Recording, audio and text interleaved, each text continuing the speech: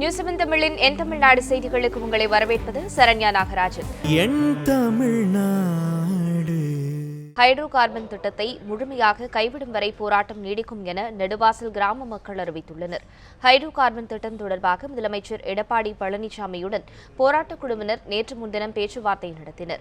இந்நிலையில் திட்டத்திற்கு எதிரான போராட்டம் 16வது நாளை எட்டியுள்ள நிலையில் போராட்டம் தொடர்பாக பேச்சுவார்த்தை நடத்த ஆலங்குடி வட்டாட்சியர் அலுவலகம் வந்த மாவட்ட ஆட்சியர் கணேஷை சந்திக்க கிராம மக்கள் மறுத்துள்ளனர். இதனிடையே நெடுவாசல் மக்களை நேரில் சந்தித்து திமுக செயல் தலைவர் ஸ்டாலின், இந்திய கம்யூனிஸ்ட் கட்சியின் மூத்த தலைவர் டி ராஜா, மனிதநேய மக்கள் கட்சியின் தலைவர் ஜவாஹிருல்லா ஆகியோர் போராட்டத்திற்கு ஆதரவு தெரிவித்தனர்.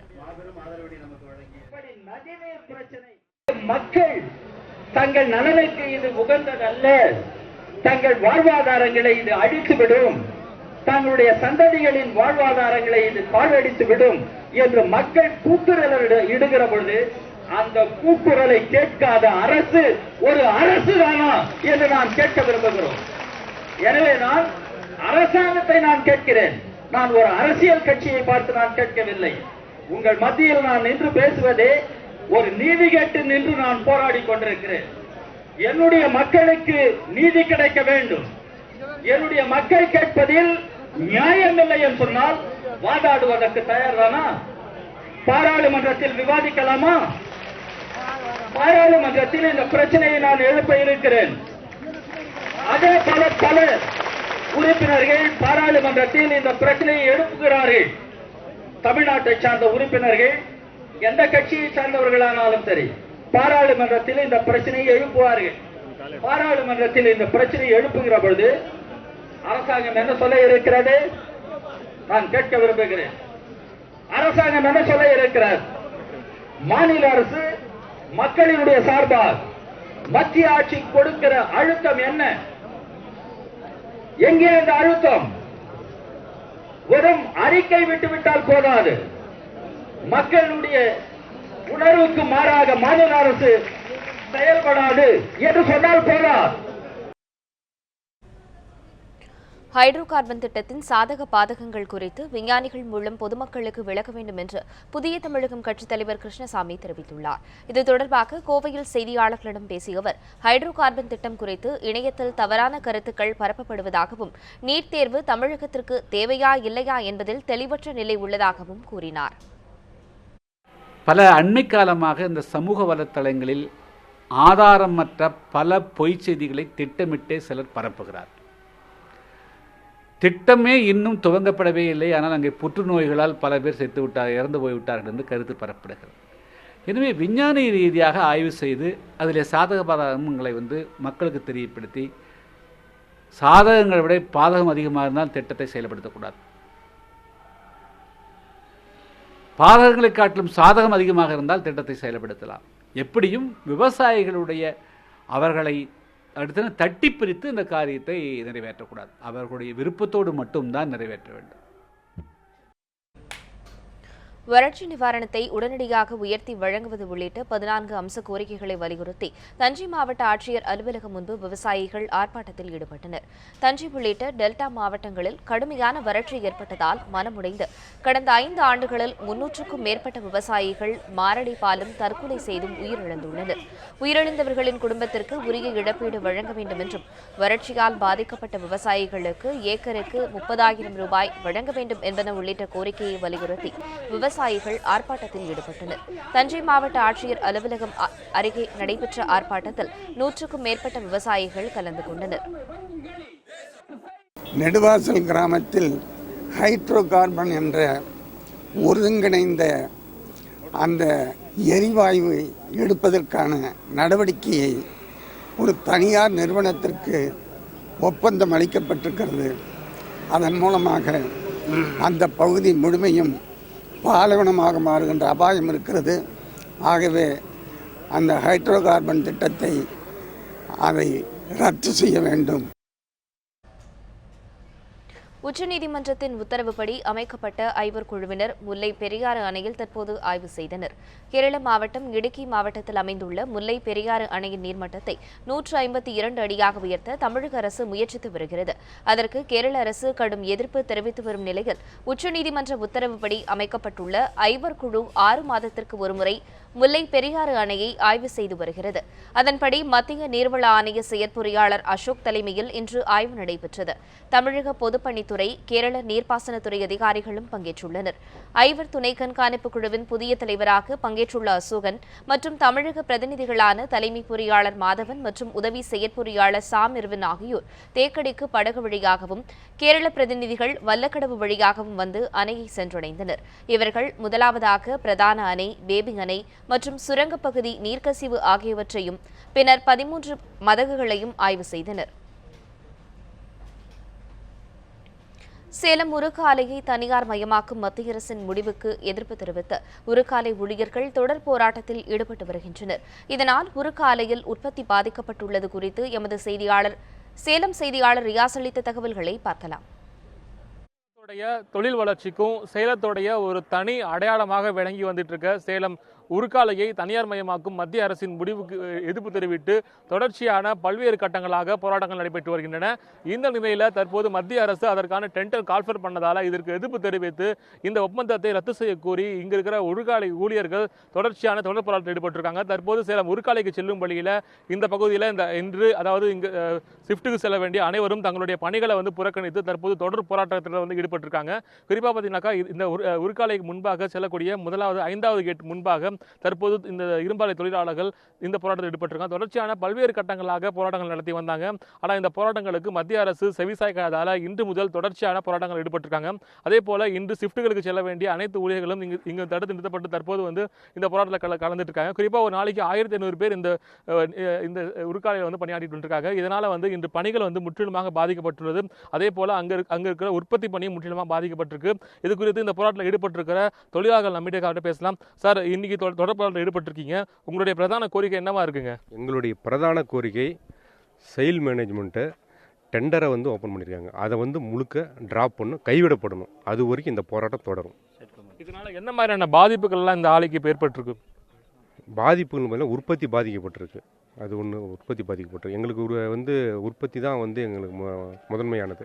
அந்த உற்பத்தி பாதிக்கப்பட்டிருக்கு. தொழிலாளர்கள் வேலைக்கு போனால் தானே உற்பத்தி வர முடியும். தொழிலாளர்கள்லாம் நாங்கள்லாம் போராட்டத்தில் ஈடுபட்டிருக்கிறோம். இன்னைக்கு எந்த தொழிலாளர்களும் இந்த பணிக்கு எதுவும் போகலையா? இன்னைக்கு இல்லைங்க, யாரும் போகல. இந்த டெண்டர் ரத்து செய்கிற வரைக்கும் இந்த இப்போ போராட்டம் தொடருன்னு நிலையான போராட்டத்தில் நிற்கிறாங்க மக்கள். தமிழக அரசானது அதாவது நேற்றைக்கு அலாய் ஸ்டீல் பிளான்ட், மேற்கு வங்காளத்தில் உள்ள அலாய் ஸ்டீல் பிளான்ட் இதே போன்று ஒரு போராட்டத்தை கையில் எடுத்தார்கள். அப்பொழுது அங்கே இருக்கின்ற முதல் மந்திரி திரு மம்தா பானர்ஜி அவர்கள் இந்த ஆலையை நாங்கள் தனியாருக்கு தாரை வார்க்க விடமாட்டோம் என்ற உறுதிமொழியை அளித்ததனால் அந்த போராட்டம் கைவிடப்பட்டது. அதே போன்று இங்கு உள்ள நமது தமிழக முதலமைச்சர் நமது சேலம் உருக்காலை பாதுகாக்க ஒரு அறிக்கையை வெளியிட வேண்டும். அந்த அறிக்கையில் சேலம் உருக்காலையை தனியாருக்கு தாரை வார்க்க விட மாட்டோம், தொழிலாளர்கள் அஞ்ச தேவையில்லை, இந்த டெண்டர் முறையானது ஏல முறையானது கைவிடப்படும் என்ற ஒரு உறுதியான வாக்குறுதி அளித்தால் நாங்கள் இந்த போராட்டத்தை கைவிட தயாராக இருக்கின்றோம். தூத்துக்குடியில் குடிநீர் தட்டுப்பாட்டை போக்க கூட்டுறவு அங்கன்வாடிகள் மூலம் சுத்திகரிக்கப்பட்ட குடிநீர் விற்பனை தொடங்கியது. தூத்துக்குடி மாவட்டத்தில் போதிய மழை இல்லாததால் தண்ணீர் தட்டுப்பாடு ஏற்பட்டுள்ளது. இதனை தங்களுக்கு சாதகமாக பயன்படுத்திக் கொண்ட தனியார் சிலர் குடிநீர் கேன்களின் விற்பனையை அதிகரித்துள்ளனர். இதனை கருத்தில் கொண்டு மாவட்ட நிர்வாகத்தின் சார்பில் தமிழகத்திலேயே முதன்முறையாக பண்ணை பசுமை காய்கறி நுகர்வோர் கூட்டுறவு அங்காடியின் மூலம் குடிநீர் விற்பனை செய்யப்படுகிறது. இது மக்களிடையே வரவேற்பை பெற்றுள்ளது. தற்சமயம் தூத்துக்குடி மாவட்டத்தில் 20 லிட்டர் கொண்ட வாட்டர் கேன் 30 ரூபாயிலிருந்து 35 ரூபாய் விற்பதாக மாவட்ட நிர்வாகத்திற்கு செய்தி வந்தது. இது தொடர்பாக அந்த கேன் உற்பத்தியாளர் கம்பெனிகளாம் கூட்டு பேச்சுவார்த்தை நடத்தி அவர்கள் விலையை குறைக்க வேண்டும் என்று அறிவிப்பு விடுத்தேன். அவர்கள் யாரும் விலையை குறைத்து இதுவரை அறிவிப்பை வெளியிடவில்லை. இதன் காரணமாக இன்றைக்கு கூட்டுறவுத்துறை மூலமாக நம்முடைய மாவட்டத்தில் 20 லிட்டர் கேன் 18 ரூபாய்க்கு விற்பதற்காக ஆணை பனைமரங்களில் பதநீர் இறக்கும் தொழிலாளர்கள் மீது போலீசார் பொய் வழக்கு போடுவதை கண்டித்து விழுப்புரத்தில் 100க்கும் மேற்பட்டோர் தர்ணா போராட்டத்தில் ஈடுபட்டனர். விழுப்புரம் மாவட்டம் செஞ்சி, பூரிக்குடிசை, பூண்டி உள்ளிட்ட பகுதிகளில் ஆயிரக்கணக்கானோர் பனை மரங்களில் பதநீர் எடுக்கும் தொழிலில் ஈடுபட்டுள்ளனர். இந்நிலையில் விஷ சாராயம் விற்பனை செய்வதாக கூறி பனை தொழிலாளர்களை போலீசார் கைது செய்வதாக கூறப்படுகிறது. இதனை கண்டித்து விழுப்புரம் மாவட்ட காவல் கண்காணிப்பாளர் அலுவலகம் எதிரே பனை தொழிலாளர்கள் குடும்பத்துடன் தர்ணா போராட்டத்தில் ஈடுபட்டனர். அப்போது பொய் வழக்கில் கைது செய்யப்பட்டுள்ள ராஜா, செல்வகுமார், புண்ணியன், ஆனந்தகுமார் உள்ளிட்டோரை விடுவிக்க வேண்டும் என்று கோரிக்கை விடுத்தனர். இவருடைய பிரதான தொழில் பதநீர் இறக்கி விற்று அதிலிருந்து வருகிற பணத்தை வைத்து வாழ்க்கை நடத்துகிற ஒரு சாதாரண ஏழை எளிய மக்கள். அந்த கஞ்சனூர் போலீஸ் லிமிட்டில் இருக்கிற SI ஏழுமலை இந்த பதநீர் விற்பதை கல் என்று சொன்னால் கூட பரவாயில்ல, ஆனால் விஷச்சாராயம் விற்பதாக பொய்யாக வழக்கை போட்டு இப்போ 4 பேர் ரிமாண்ட் ஆகி சென்ட்ரல் ஜெயிலில் இருக்கிறாங்க. இப்போது நாங்கள் எஸ்பியை பார்த்து இது சம்பந்தமாக மனு கொடுத்துருக்குறோம். திருப்பூரில் வேகமாக பரவி வரும் மர்ம காய்ச்சல் நோயினை கட்டுப்படுத்தாமல் மாநகராட்சி நிர்வாகம் அலட்சியமாக செயல்படுவதாக பொதுமக்கள் குற்றச்சாட்டு தெரிவித்துள்ளனர். திருப்பூர் மாநகராட்சியில் உள்ள 60 வார்டுகளில் தேங்கி கிடக்கும் குப்பை கழிவுகளை அகற்றுவதில் மாநகராட்சி நிர்வாகம் மெத்தன போக்கை கடைபிடித்து வருவதாக குற்றச்சாட்டு நிலவி வருகிறது. இதன் காரணமாக மர்ம காய்ச்சல் நோய் அதிக அளவில் பரவி வருவதாகவும் அப்பகுதி பொதுமக்கள் வேதனை தெரிவித்தனர். இந்நிலையில் திருப்பூர் மாநகராட்சிக்கு உட்பட்ட வள்ளியம்மை நகர் பகுதியில் 14 வயதான மாணவிக்கு டெங்கு காய்ச்சல் ஏற்பட்டு கோவை தனியார் மருத்துவமனையில் அனுமதிக்கப்பட்டுள்ளதாகவும், எனவே தங்கள் பகுதியில் சுகாதார நடவடிக்கைகளை மேம்படுத்த வேண்டும் என்று சமூக ஆர்வலர்கள் கோரிக்கை விடுத்துள்ளனர். குப்பையெல்லாம் ப்ராப்பராக எடுக்கிறதில்ல, சாக்கடை அங்கங்கே அடைச்சி கிடக்குது, பாலித்தீன் பயன்பாடு அதிகமாக இருக்குது. மாநகராட்சி அதை கட்டுப்படுத்தாத ஒரு காரணத்தினால சாக்கடையில் அங்கங்கே பாலித்தீன் அடைச்சி அப்படியே தண்ணி தேங்கி நிற்கிது. இவங்க எடுக்காதனால பார்த்தீங்கன்னா கொசு உற்பத்தி ஆகி டெங்கு பாதிப்பாகி ஏற்கனவே நிறைய சிறுமிகள்லாம் இறந்துருக்காங்க. இன்றைக்கி கூட வள்ளியம்மை நகர் பகுதி காங்கேய ரோட்டில் ஒரு பொண்ணு 10ஆம் வகுப்பு படிக்கிறாங்க. அந்த பொண்ணு டெங்கு பாதிப்பு இருக்குன்னு சொல்லிட்டு தனியார் மருத்துவமனையில் அனுமதிக்கப்பட்டிருக்காங்க. சிவகங்கை மாவட்டம் கல்லல் அருகே மாசி திருவிழாவை முன்னிட்டு ரேக்லா பந்தயம் நடைபெற்றது. சிவகங்கை மாவட்டம் கல்லல் அருகே உள்ள கருப்பர் கோவிலில் மாசி திருவிழாவை முன்னிட்டு ரேக்லா பந்தயம் நடைபெற்றது. காசிபுல்லா நாட்டு கருப்பர் கோவிலில் ஆண்டுதோறும் மாசி திருவிழா விமர்சையாக நடைபெறுவது வழக்கம். இதனையொட்டி இன்று நடைபெற்ற ரேக்லா பந்தயத்தில் சிவகங்கை, புதுக்கோட்டை, மதுரை உள்ளிட்ட பல்வேறு மாவட்டங்களைச் சேர்ந்த 24 ஜோடி பெரிய மாட்டு வண்டிகளும் 10 ஜோடி சிறிய மாட்டு வண்டிகளும் பங்கேற்றன. 7 கிலோமீட்டர் தொலைவில் நடைபெற்ற போட்டியில் முதலிடம் பிடித்தவர்களுக்கு பரிசுகள் வழங்கப்பட்டன. திரளான மக்கள் கலந்து கொண்டு ஆரவாரம் எழுப்பினர். துவரம்பருப்பு, பாமாயில் தவிர அனைத்து பொருட்களும் ரேஷன் கடைகளில் வழங்கப்பட்டு வருவதாக கூட்டுறவுத்துறை அமைச்சர் செல்லூர் ராஜு தெரிவித்துள்ளார். ரேஷன் கடைகளில் அத்தியாவசிய பொருட்கள் விநியோகம் செய்யப்படுவதில்லை என்ற குற்றச்சாட்டை அடுத்து சென்னை திருவொற்றியூர் சரஸ்வதி நகர் பகுதியில் கூட்டுறவுத்துறை அமைச்சர் செல்லூர் ராஜு திடீர் ஆய்வு மேற்கொண்டார். அங்கு வரிசையில் நின்ற பொதுமக்களிடம் அவர்களின் குறைகளை கேட்டறிந்தார். கடந்த 2 மாதங்களாக பருப்பும் பாமாயிலும் வழங்கப்படவில்லை என்று பொதுமக்கள் குற்றச்சாட்டு தெரிவித்தனர். அமைச்சர் வந்தார், பார்வையிட்டார், எல்லாத்தையும் பண்ணார். இப்போ அவர் என்ன சொல்லியிருக்காருன்னா 15 நாளுக்குள்ளே நாங்கள் எல்லாத்தையும் கொடுத்துருவோம், உளுந்து, பருப்பு, எண்ணெயெல்லாம் கொடுத்துறோம், மற்ற பொருள் எல்லாம் முழுமையாக கொடுக்குறோம் அப்படின்னு இருக்காங்க. எங்களுக்கு என்னென்னா இந்த ஒரு கடையில் இல்லை, தமிழ்நாடு முழுவதும் இந்த பற்றாக்குறையை தீர்க்க வேண்டும் அப்படின்றத கோரிக்கை. பொதுமக்களின் கருத்துக்களை கேட்ட அமைச்சர் செல்லூர் ராஜு பொருட்கள் அனைத்தும் நியாய விலை கடைகளில் முறையாக கிடைக்க நடவடிக்கை எடுக்கப்படும் என்றும் உறுதியளித்தார். நம்ம 24 மணி நேரம் இயங்கக்கூடிய இப்போ டோல் நம்பர் கொடுக்குறோம். அது இந்த கடையின் முன்னால், ஒவ்வொரு கடையின் முன்னால் யாருக்கு இங்கே சரியான பொருள் வழங்கவில்லை என்றால், அல்லது அந்த விற்பனையாளர் சரியான நேரத்துக்கு கடை திறக்கவில்லையானால் அவரை பற்றி புகார் சொல்வதற்கு 24 மணி இயங்குகிற ஒரு டோல் நம்பர் கொடுத்துருக்கோம். அந்த நம்பர் இங்கே போடப்பட்டிருக்கு. மக்களுக்கு தெளிவாக அது தெரிஞ்சுக்கிறவர்களுக்கு நம்ம வழிகாட்டல் செஞ்சுருக்கோம். தமிழகத்தில் நியாய விலைக் கடைகளில் நிலவும் தட்டுப்பாடு மற்றும் பொதுமக்களுக்கு இதனால் ஏற்படும் இழப்புகள் குறித்த செய்தி தொகுப்பை பார்க்கலாம். பொது விநியோக திட்டத்தின் முக்கிய குறிக்கோள் அனைவருக்கும், குறிப்பாக ஏழை மக்களுக்கு உணவுப் பொருட்கள் வழங்குதலாகும். தமிழகத்தின் பிரதான உணவான அரிசி அனைவருக்கும் அத்தியாவசியமான ஒன்று. சந்தையில் அரிசியின் விலை குறைந்தபட்சம் 35 ரூபாயாக இருப்பதால் அடித்தட்டு மக்கள் நியாய விலை கடைகளையே நம்பியுள்ளனர். ஆனால் கடந்த சில மாதங்களாக அரிசி முறையாக வழங்கப்படுவதில்லை என்கிற குற்றச்சாட்டு பரவலாக எழுந்துள்ளது. பருப்பும் இல்லைன்றாங்க, பாமாயிலும் இல்லைன்றாங்க. இதை நம்பி எவ்வளோ ஜனங்க இருக்குல்ல, இதை நம்பி 2 மாசமா இல்லைங்க, இல்லை இல்லைன்றாங்க, அவ்வளோதான். இந்த இப்போ கேட்டால் இந்த மாதம் கம்மி பண்ணிடுறாங்க, என்ன பண்ணுறது?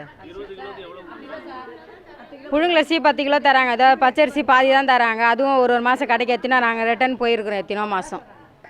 எங்களுக்கு அரிசி வந்து 10 கிலோ, புழுங்கலரிசி 10 கிலோ பச்சரிசி தான் போடுவாங்க. இந்த மாதம் என்னமோ 5 கிலோ தான் அரிசி போடுவேன்னு இருக்காங்க. அப்போது இப்போ தான் வந்துருக்குது. வேலைக்கு போகிறத விட விட்டுட்டு வந்து நிற்கிறோம் நாங்கள் அரிசிக்கு. டிஃபன் போகிறதுக்கு நாங்கள் அதுதான் பார்க்குறோம். நாங்கள் அரிசி பச்சரிசி தான் பார்க்குறோம். பச்சரிசி சுத்தமாக கிடைக்கிறதில்ல. 5 நாள் தான் அவங்க சொல்கிறது, அதான் 5 நாள் தான் அரிசி. இதுக்கு மேலே இந்த தேதி விட்டோம்னாக்கா நாங்கள் திருப்பி அரிசி பார்க்க முடியாது. அடுத்த மாதம் தான் எங்களுக்கு அரிசி.